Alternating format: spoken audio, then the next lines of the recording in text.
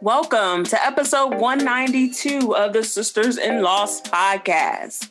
Was it difficult for you to see other pregnancies after your loss? Dealing with pregnancy envy is a normal emotion, especially after your miscarriage, infant or child loss, or infertility journey.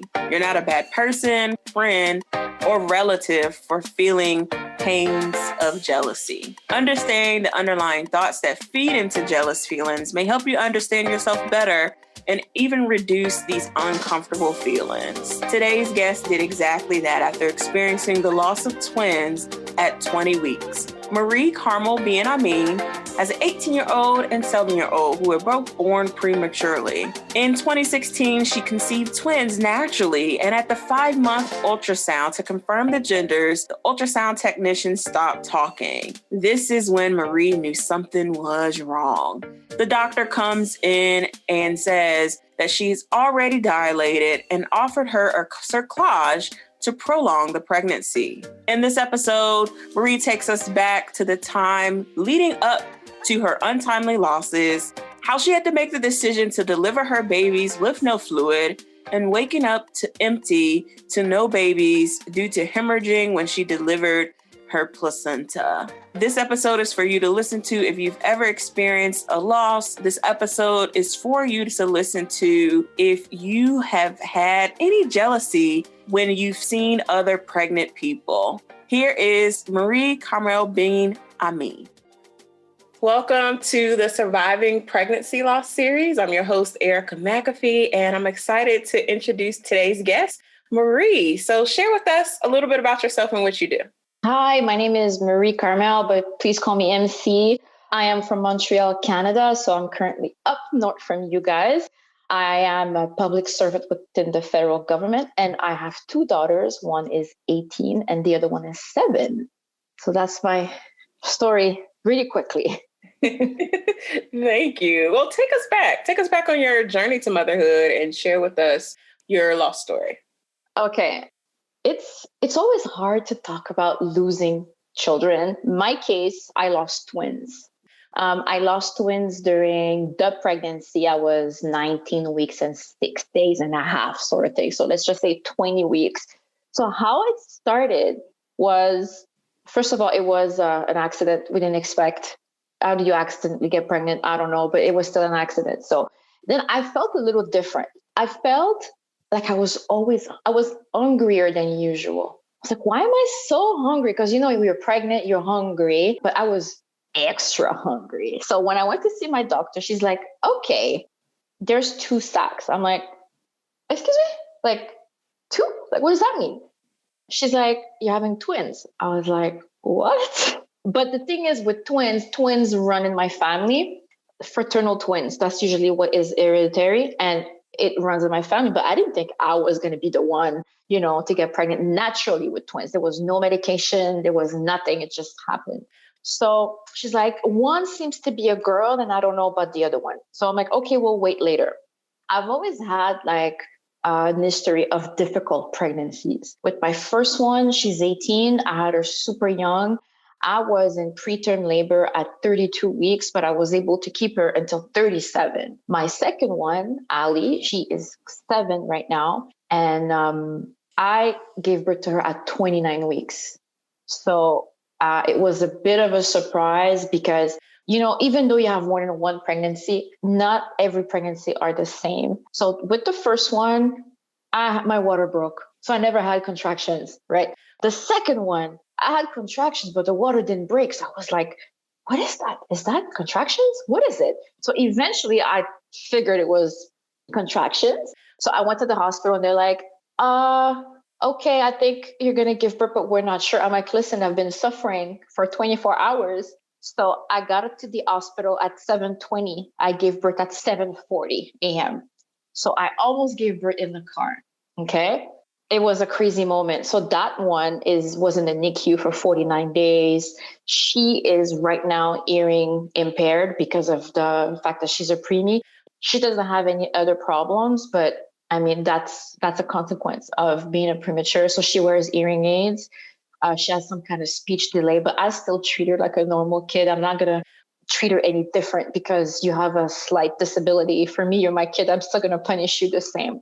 So in 2016, I got pregnant, like I explained before. So if we skip through knowing, I went to the doctor and then she says, you're having twins, et cetera, et cetera. So I had little problems during the pregnancy. So I was bleeding and I was always afraid, you have an history of premature labor. You're like, okay. But the thing is that what I didn't like is the doctors didn't take me seriously in the sense that, okay, you had preterm labor before, but let's not revisit. Let's just treat you as if it's a regular pregnancy, which they shouldn't have. I was still seeing my doctor every 2 weeks because it was twins.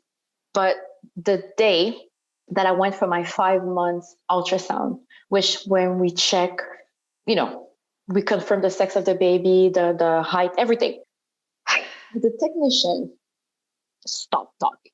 I don't know if any of you is in the medical field, but when you have a professional not talking, I knew something was wrong. So she's like, let me come back. I have to check with the doctor. I knew right away something was off. So the doctor comes back, redoes the ultrasound, and he's like, listen, you're already dilated. So you might have to give birth today. I'm like, no, I'm not, because I'm like at 15 weeks. There's no way I'm going to give birth now. She's like, okay, so we're going to have your doctor come in, because that doctor was an attending at that hospital. So they're like, we're going to do a cerclage. So a cerclage is when they take a cord and they just wrap your cervix, right? Like super tight. So that way the baby can stay. In my case, the babies can stay in. So I went for a regular ultrasound and I had no bags. I had no bags made. I just had myself and my purse and my spouse back then. So we're like, okay, so I'm like, go back home, take care of the alley, do a bag for me, put on, just do a bag and come back. So they did the cerclage. The cerclage was under general anesthesia because when I woke up, it was already done. So I stayed at the hospital for about a week. And then they gave me some pills. I think it's progesterone. I'm not sure what it is. Pills in order to relax the uterus. So I'm not... So I don't give birth. So between me knowing that I was pregnant, going through the ultrasound, my cervix was open, right? I did not know this. So for those who don't know, the bacteria in your vagina are normal and non-dangerous when you're not pregnant, but it switches when you're pregnant. I did not know a bacteria creeped up, right? So I was after the cerclage, I was feeling some kind of fever. I was always peeing and I was leaking. And I'm like, that's not pee. But I didn't think that it was probably amniotic fluid. So I had an appointment as I said earlier, I have an appointment every 2 weeks with my doctor. So I was in between the two appointments and I called the doctor and I said, listen, something is not right. Can I come and see you? She's like, yeah, come and see me at the hospital the next day because I'm on call, so I'll be at the hospital. So by the time I go to the hospital, in the middle of the night, my water breaks. Don't forget, I'm 19 weeks and odd days, and I had fever. I'm not in the medical field, so I didn't think, okay, something is definitely wrong with you, right? So I had a fever, I was leaking, and then my water broke. I started crying because I knew right away it was over. So my ex called 911. So the firefighters came. In Canada, the first responders are firefighters. I don't know if it's the same. So firefighters came, then ambulance came after. So they checked, they saw, yeah, my pants, like I was wearing like jeans and it was all wet. And I was stressed. I was panicked. I was anxious. My kids were sleeping. The boyfriend back in the days was just like a deer in a headlight. He didn't know what to do. He was super helpless. So they bring me to the hospital. Again, I have no bag because I'm like, I'm above everything. I'm okay. God is good. Everything is fine. No. So he comes after with a bag, right? So I get to the hospital and this is where it gets complicated because they sent me to an hospital close to me, not to the hospital where I was supposed to give birth. So I get to the hospital and they're like, we don't have your file. We need to ship you back. You need to go to the other hospital. I'm like, okay. My water's broken. So like, no, because you have a cerclage, it's okay. Don't worry about it. You're not going to give birth. Okay. So they sent me to the proper hospital. They called back an ambulance, sent me to the proper hospital. Then they put me in the ER. They're like, no, you have to go to the maternity because you're certain weeks. So they basically played ping pong with me, back and forth. Maternity, ER, maternity, ER. So they kept me in the ER and they're like, we're super sorry. We didn't know what to do with you, blah, blah, blah. I'm like, listen, my water broke. Can you just please check me? And I was already in a state of shock. So again, that doctor stayed silent. She's like, baby A is swimming in almost no liquid. Okay.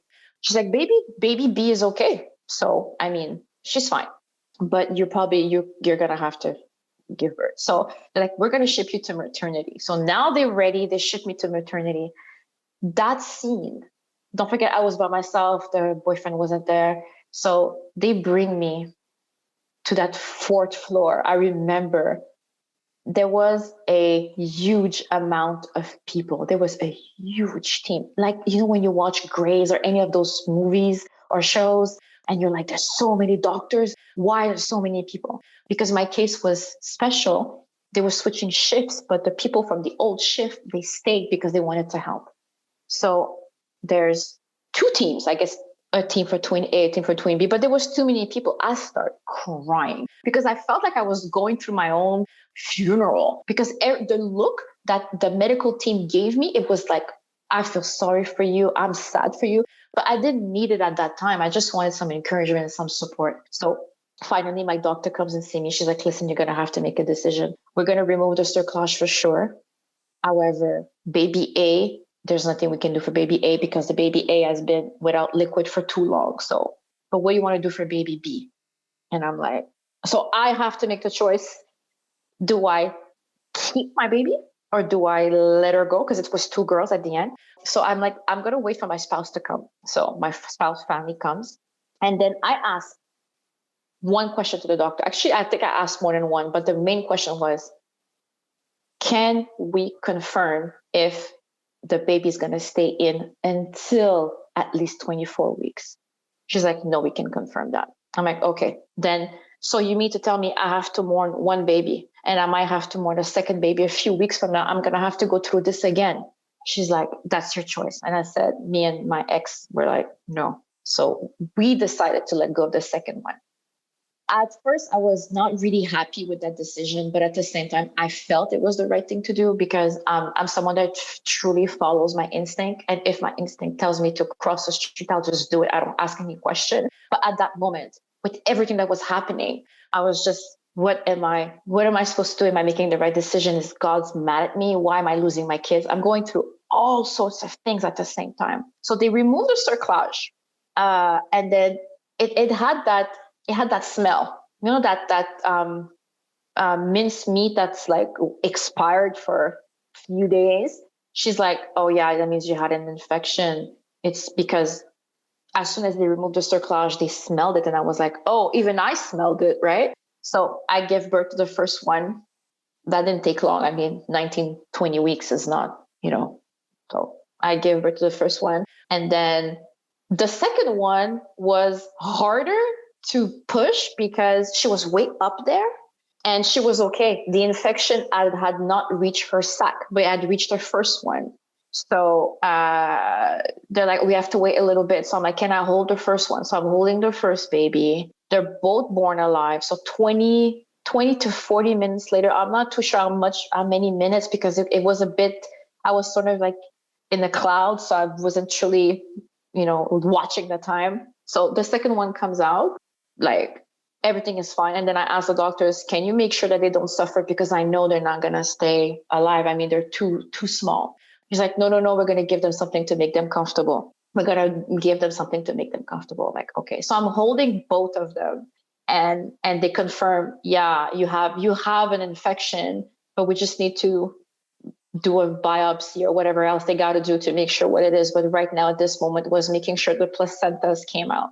Believe it or not, the placenta did not come out after an hour and a half. The doctor tried to pull it. It didn't work. I was in and out of consciousness. I didn't know what was going on. People came and talked to me. Like to give an image, it's like you're lying down on the bed and then you see the light. Then the light turns off. Then you see the light again. Then you see people. And then again, that's how it was. Just like in the movies. You think it's not real. It is real, So they're like, we have to rush you to the OR because you're losing way too much blood. That's the reason why you cannot stay conscious. I'm like, do I have a choice? No, because I'd already signed consent way before, like, okay to give blood, okay to take me to the EU. Like all the things just saved my life, right? So they rushed me to the OR, the doctor. I remember the doctor said, hi, my name is doctor. And then they put this mask on my face. Then I was out. So, and from the maternity ward all the way to the OR, I was still having contractions, but the contractions was getting stronger and stronger. And I was like screaming in the hallway. And I'm someone who's has a high tolerance for pain. But at this moment, my pain was like a 20 on a 10. An hour, you're trying to remove the placenta and I'm having contractions stronger and stronger because the body knows, okay, this placenta needs to come out. So they removed the placenta during that surgery. And then I wake up and I knew it was over. I felt empty. There was no more contractions. It's the same thing as if, when you empty your bladder, you feel empty. It's the same thing, but it was different because I felt my soul also was gone with the twins, right? So with the placenta out, it was as if nothing happened. And then I had to have 2 units of blood transfusion. And then they put me in a room. But in front of that room, there was a butterfly. So when the nurse would come in, they would know that I don't have my kids with me. So they're always coming. They always say, oh, so where's the baby? You know what I mean? So whatever. So after the surgery, after I was up and okay, I asked to see my girls. So they're like, they said, we have to go check them because they're in the fridge. So I was like, okay. So they brought the babies back to me and they were cold, as if I was holding a bag of chicken legs coming from Costco. It was just like, these are my kids. These are my blood and they're cold. They're like, yeah, we have to put in the fridge to make sure that they don't, I'm like, okay. So I keep them with me for 45 minutes on me, both of them on me. And I think I cried so much. I asked for forgiveness. I'm like, I'm so sorry. I felt it was my fault. My body is like not able to keep babies. Like, I'm sorry, I made you suffer. I was really begging for forgiveness. And then 45 minutes to an hour later, I felt it was time to go because I felt them getting hot, right? So, I mean, they were on me. So I knew logically that they had to go back to the fridge. So the nurse is like, I need to take them. So the nurse takes them away. So I'm in my room by myself. And honestly, I was contemplating suicide. That was the moment where I was like, I just lost my kids. I'm an unfit mother. Let me just die right there because a piece of me was gone with them. So there's no point. My other kids have their fathers. They don't need me. I was really in that state of mind, right? And I asked God, oh my God, if I'm supposed to be here, I'm supposed to be alive, please give me a sign because you know what? I'm at the right place to die. I'm going to be on the fridge next to my kids. The next day I had a sign. The next day I had people coming over, bringing me my favorite things. And I was like, whoa, that's a huge sign. I guess it was a time for me to go. So after the sign, the doctor comes and see me and explained to me what happened.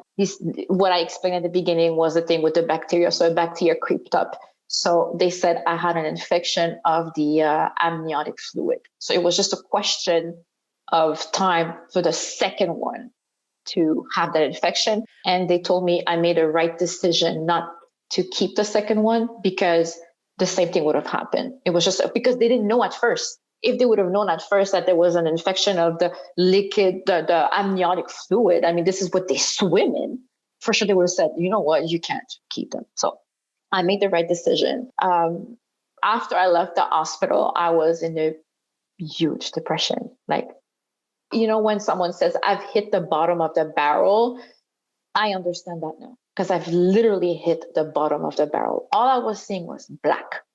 Open my eyes, close my eyes, black.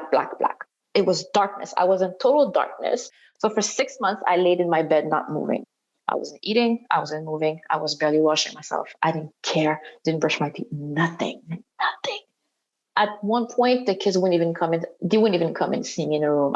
At first they came to see me, but at the end they were like, okay, no, we're not going to come because first of all, the room smells because you're not washing yourself. Everything is in the dark. You're not doing anything. So basically it took me 6 months to do you truly get over this? I don't think so. But to get myself out of this darkness, it took me a good 6 months, a minimum 6 months to 1 year. So a month after, the only time I actually got up was for the funeral. So I had a funeral because I'm Christian. So we had a funeral with friends and family, and it was the worst image ever to see that little casket, because I decided to put both the twins inside together with a blanket with a picture of me and the father and little toys so they could, be okay. It was one of the worst things, was to see that little casket go down under. That was one of this image.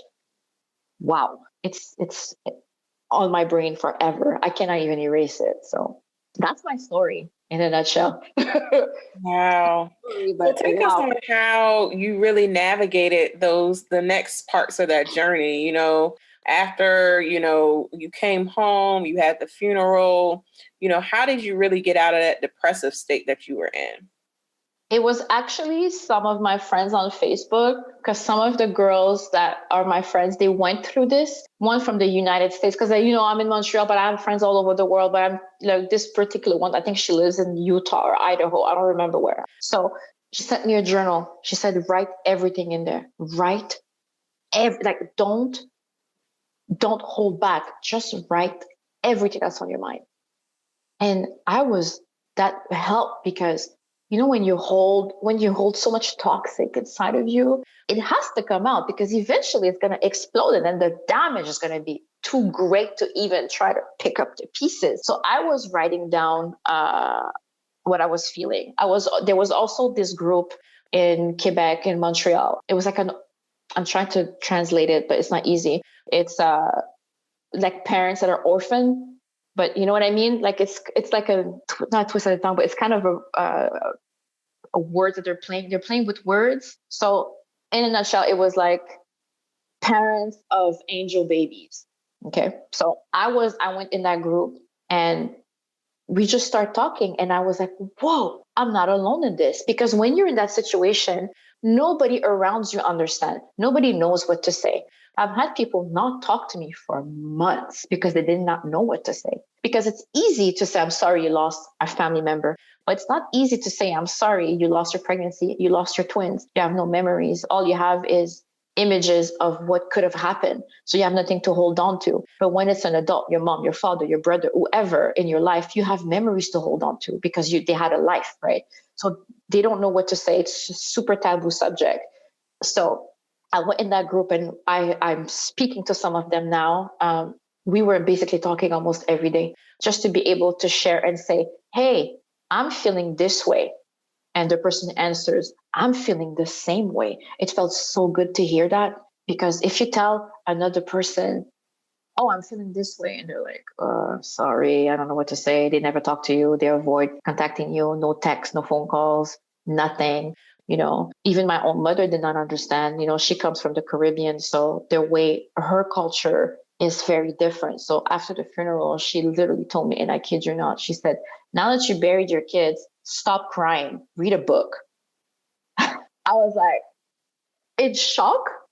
I didn't cry for 1 month, because every time I wanted to cry, I would stop myself, because I would hear my mom say, stop crying, read a book, you buried your kids. Like, it's time to move on. But I still cry sometimes. So how I went through this, it's with the journal, talking to friends, and I actually decided to stay alive.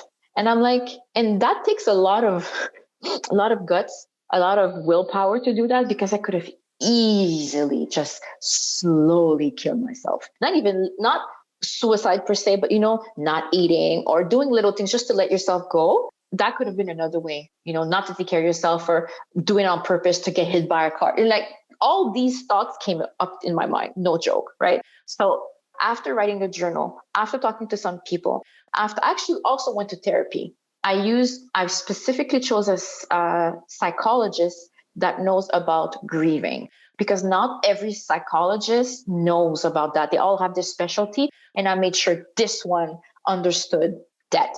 And it wasn't even infant debt, but just debt in general, because not everybody's comfortable. So she really helped me. And after that, I went to the public system, and she also helped me. And she also helped me being able to express myself to my family members.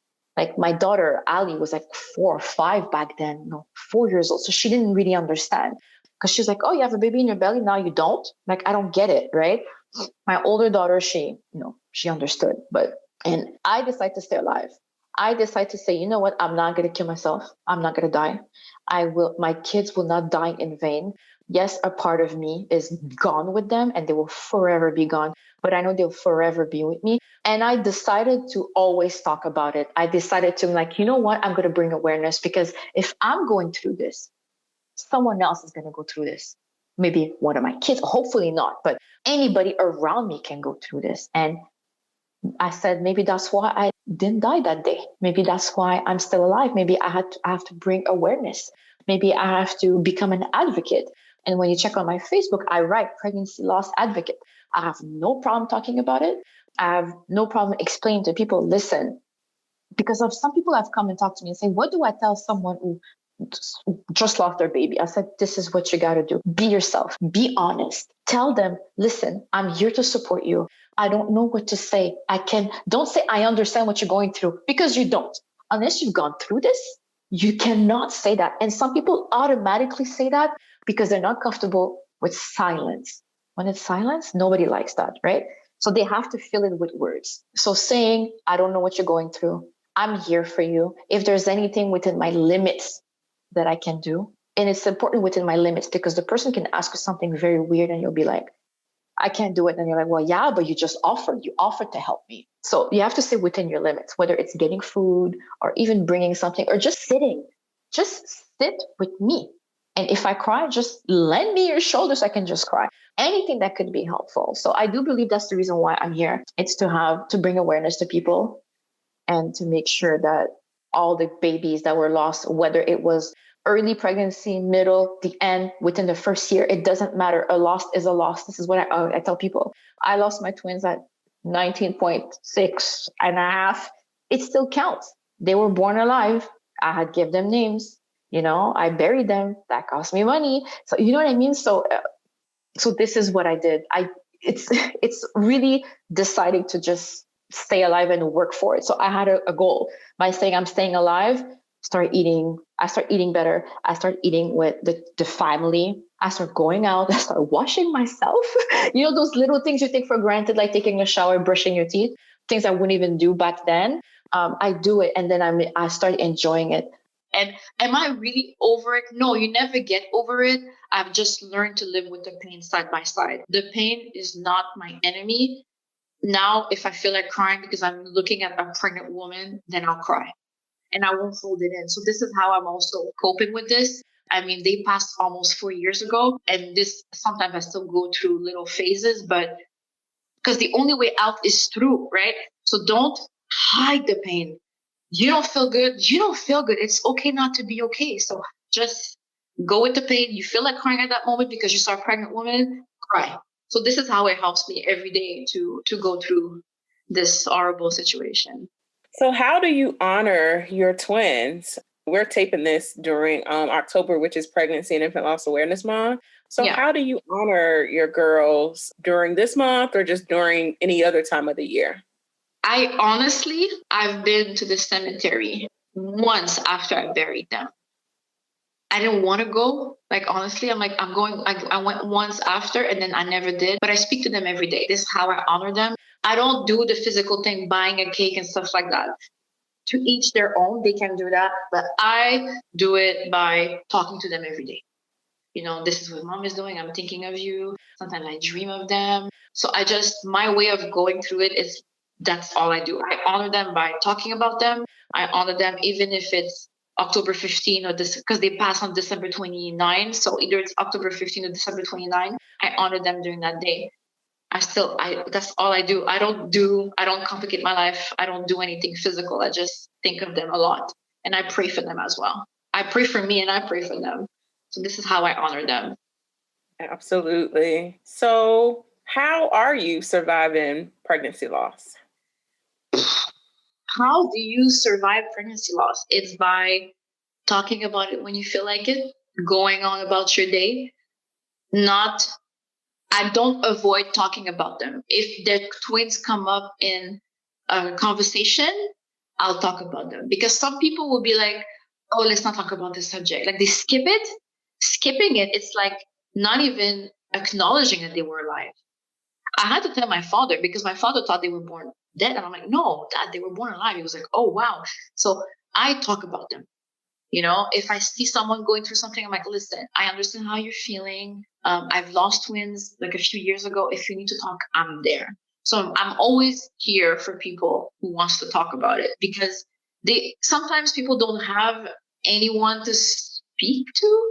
So I've had people say, can I give you your information? Can I give you your information? Like, not a problem. Just make her. And I've counseled. I don't, because I'm not a counselor, right? So I can just talk to people, and I say counsel with quotes, because I would listen to them. I would give them advice based on my experience. I cannot invent the wheel. So I'm basically just saying, this is what I did. Try it for you. If that doesn't work, we'll do something else, right? And these women, after maybe 6, 7 months, 8 months of talking to me, sometimes less, I would never hear from them again. So they come in my life and they leave, right? So this is how I honor them. I've also wanted to write a book about this, because I believe people should.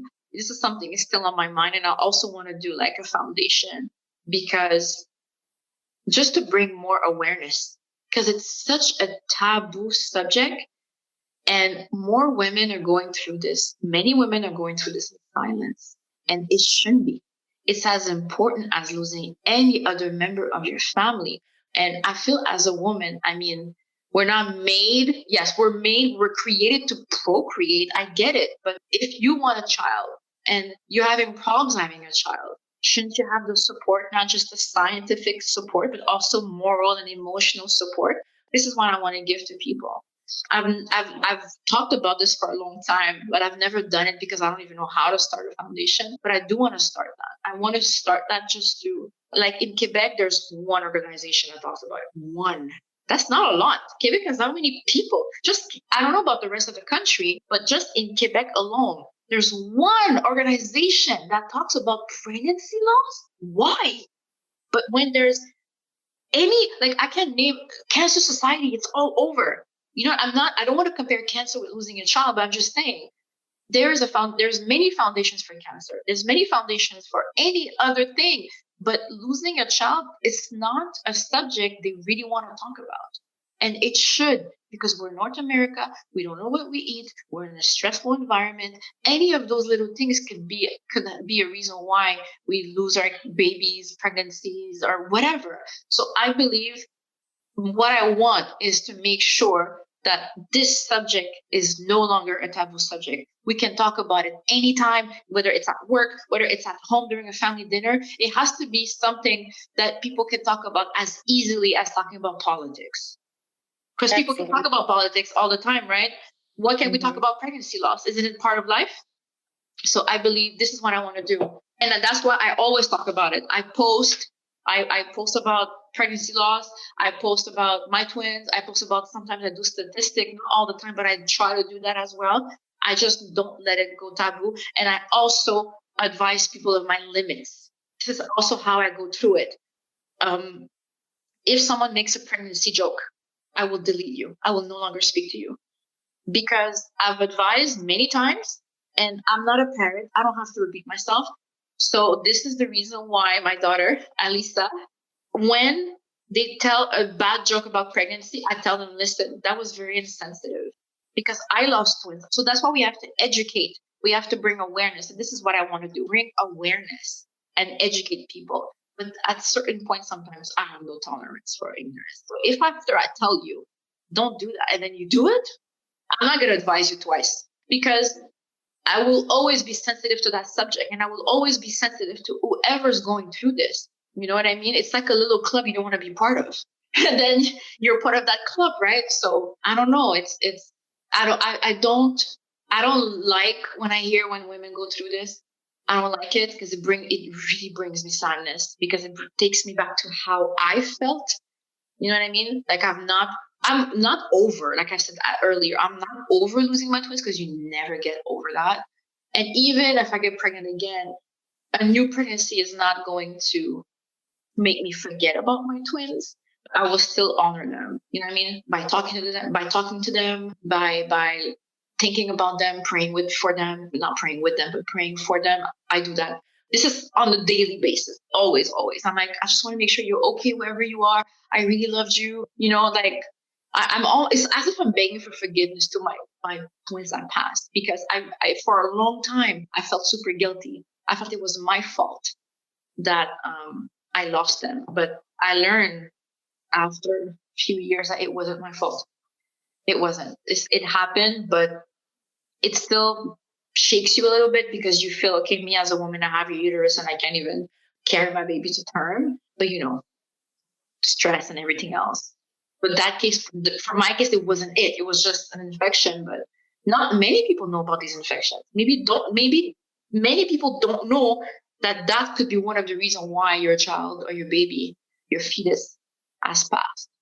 So this is how this is how I will honor them. Hopefully I will be able to do that foundation just to bring awareness. That's what I want to do. If people wants me to talk about it, I'll do it, because people needs to understand with words, with images, with feelings, with a human being talking in front of them, that women lose their babies all the time. It's not the first time, it's not the last time, but can we please support them and bring them some mental stability, mental rest? Just being able to sit next to someone and that person just listens to you or just says nothing, and you just lean and you just rest. Everybody should have that. Everybody. Absolutely. So where can we connect with you after this? I am on Facebook under my full name, Marie Carmel Bien-Aime, but my name is going to be written somewhere. So I'm on Facebook. On Instagram, I'm under, my handle is Sweet MC. Twitter is the same thing, Sweet MC. LinkedIn is my full name. But if you find me on IG, you'll find me everywhere else, because I usually post on both. But I post a lot on my Facebook, which is my full name. But if you just do Marie Carmel, Marie, capital CARMEL, you should find me with my picture. But this is where I post most of my stuff, and people are always free to send me messages. I check my spam and my a lot, because I get many messages from strangers, and I try to check every 2 days, because otherwise sometimes I get messages that are 6 months old and I'm like, ooh, sorry. So I usually answer to everybody who's not a creep. This is what I do.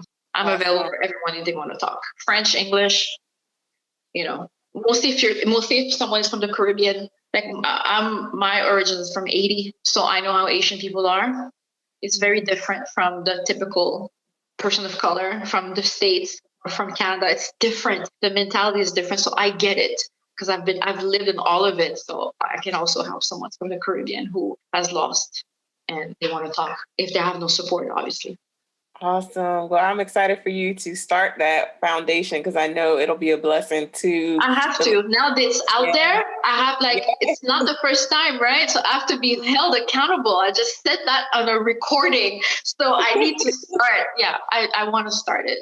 I know it's going to be a blessing to the ladies that are in your community in Montreal, but also just because of the far reach that you have, being able, because you are Haitian, you do speak French and Creole, that you can be able to reach people who really don't have the voice, and give them the voice to share their stories and be more empowered to spread more awareness. But thank you so much, MC, for being here. This was such a pleasure. I'm so happy we're finally able to do this, because I felt I needed to share this. Like I said, when there's an opportunity for me to talk about my story and for me to bring awareness, even if it's to one person, changing one soul at a time, this is what I want to do. Just one at a time. I can't change the whole world, but you can change it one at a time. So yes, we can. Well, thank you so much. And I will talk to you soon. Thank you so much for listening to today's episode. There are so many ways to connect with the Sisters in Loss community. Join our monthly support group, our Sisters in Loss Healing Collective, at sistersinlosshealing.com. Join our free Facebook group at sistersinloss.com/community or text sisters to 797979 to download your free Journal to Healing ebook. That is sisters to 797979 to download your free Journal to Healing ebook. Follow us on Instagram and Facebook at Sisters in Loss and subscribe to our YouTube channel. Yeah, girl, we on YouTube at Sisters in Loss TV. We love you for listening. Keep the faith. Until next time, this is Erica, and I'll talk to you soon.